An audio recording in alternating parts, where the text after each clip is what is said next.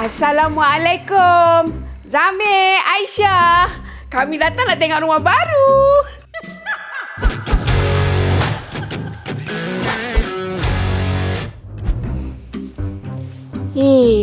Kecilnya kursi ni. Tak selesa lah. Kecil ke atau awak yang terlalu besar?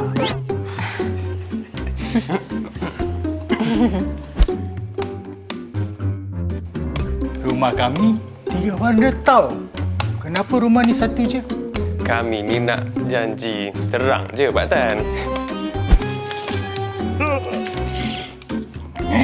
Kecil lah meja ni. Patut beli yang 12 seater tu. Perlu ke ukur semua ni? Buat malu je lah. Jom, kita orang tunjuk dapur pula. Nak? Jom, jom.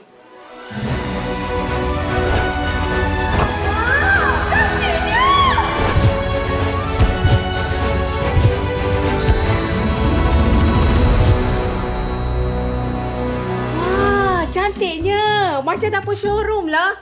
Kabinet apa ni?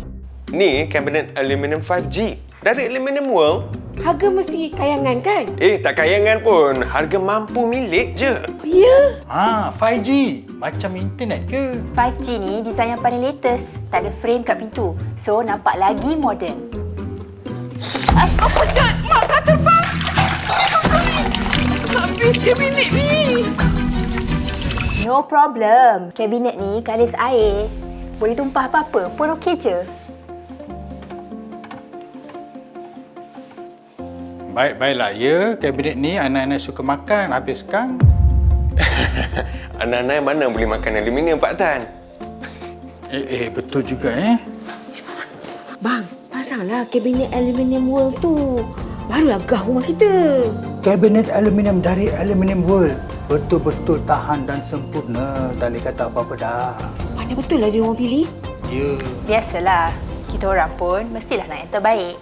Ikut Pak Tan dengan Makcik Ipah lah, kan?